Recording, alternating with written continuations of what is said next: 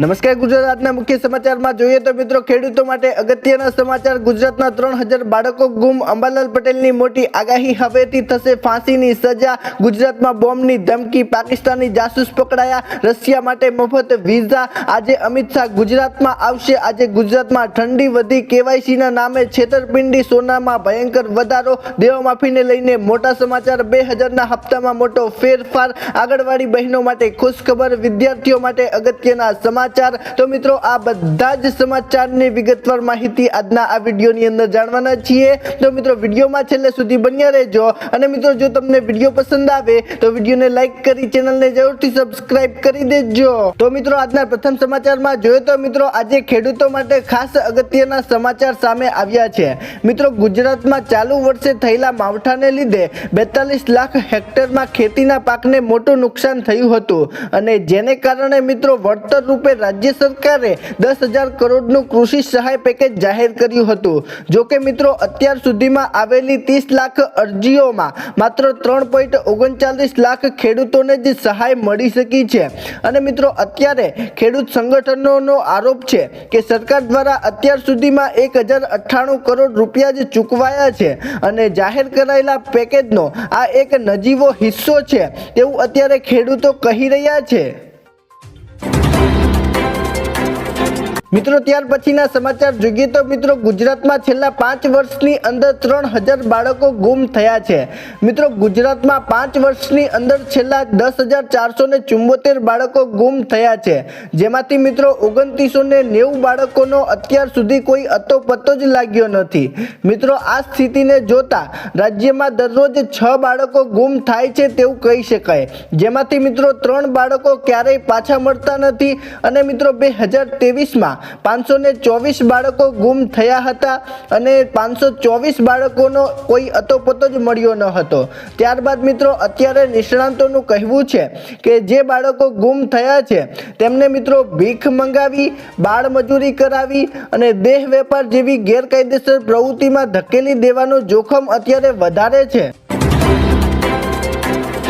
મિત્રો ત્યાર પછીના સમાચાર જોઈએ તો મિત્રો આજે અંબાલાલ પટેલે મોટી આગાહી કરી છે। મિત્રો હવામાનના નિષ્ણાંત એવા અંબાલાલ પટેલે આજે મોટી આગાહી કરી છે। મિત્રો અંબાલાલ પટેલ મુજબ ગુજરાતમાં અત્યારે બેવડી ઋતુનો અનુભવ થઈ રહ્યો છે।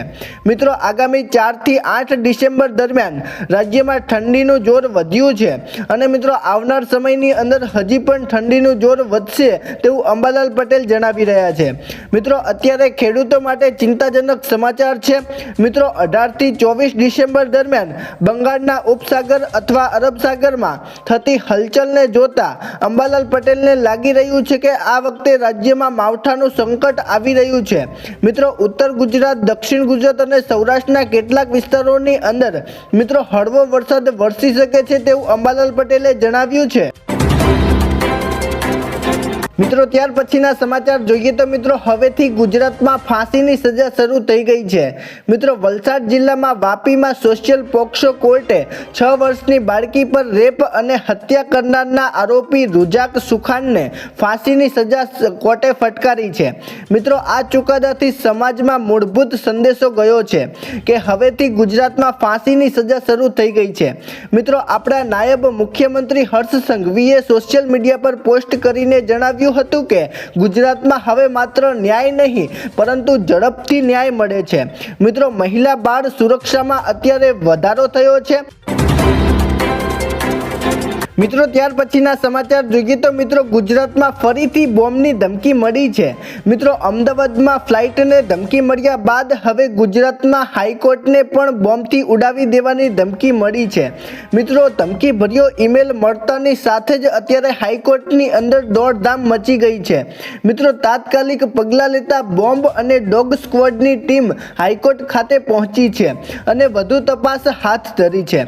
મિત્રો ધમકી મળી હોવા છતાં હાઈકોર્ટ નું કાર્ય અત્યારે રાબેતા મુજબ ચાલુ છે, પરંતુ મિત્રો સુરક્ષા એજન્સીઓ અત્યારે ત્યાં સઘન તપાસ કરી રહી છે અને મિત્રો વધુ તપાસની અત્યારે પોલીસ કાર્યવાહી કરી રહ્યું છે।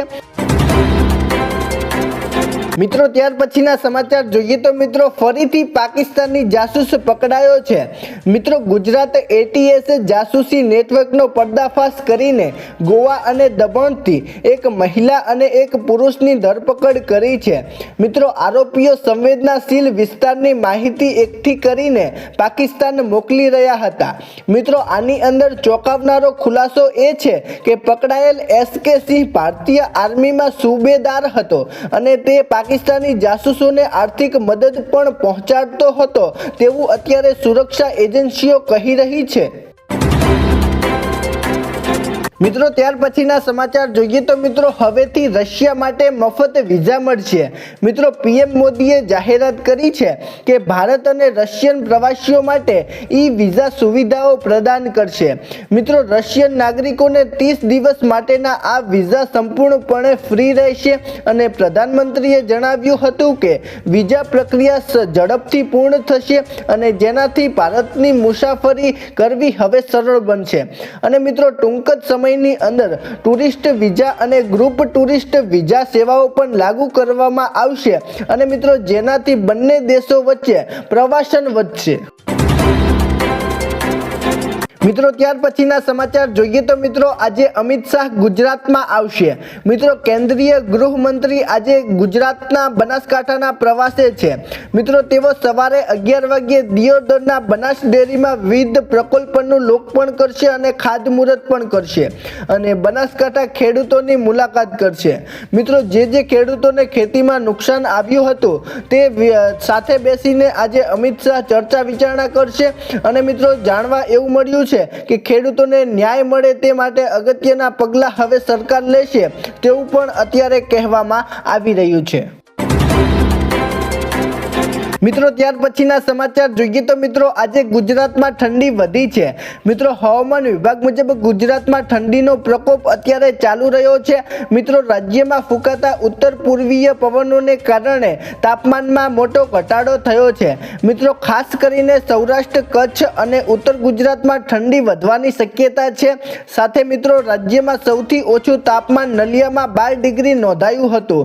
ત્યારબાદ મિત્રો આઈએમડી અનુસાર આગામી દિવસોમાં ઠંડી નું મોજું ફરી વળે તેવી તીવ્ર અસર બનશે અને 7 ડિસેમ્બર પછી રાજ્યમાં ભારે ઠંડીનો પ્રકોપ પણ જોવા મળી શકે છે તેવું હવામાન વિભાગે જણાવ્યું છે। મિત્રો ત્યાર પછીના સમાચાર જોઈએ તો મિત્રો આજે કેવાયસીના નામે મોટી છેતરપિંડી થઈ રહી છે। મિત્રો કેવાયસીના નામે અત્યારે લાખોની છેતરપિંડી થઈ હોવાની ઘટના સામે આવી છે। મિત્રો અમદાવાદ સાયબર ક્રાઇમે વોટ્સઅપ અને ફેસબુક દ્વારા લિંક મોકલી શેરબજાર તથા કેવાયસીના નામે 3 મોટા કિસ્સાઓ શોધી કાઢ્યા છે।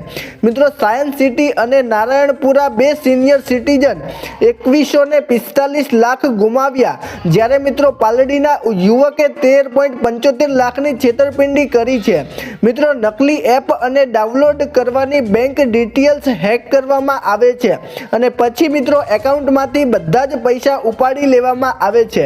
મિત્રો અત્યારે સાયબર ક્રાઇમ આના પર મોટી કાર્યવાહી કરી રહ્યું છે અને હજી પણ વધુ તપાસ તેમને હાથ ધરી છે। મિત્રો ત્યાર પછીના સમાચાર જોઈએ તો મિત્રો આજે સોનાના ભાવમાં ભયંકર વધારો થયો છે। મિત્રો રિપોર્ટ મુજબ વર્ષ 2026માં સોનાનો ભાવ ઐતિહાસિક સ્તરે પહોંચી ગયો છે।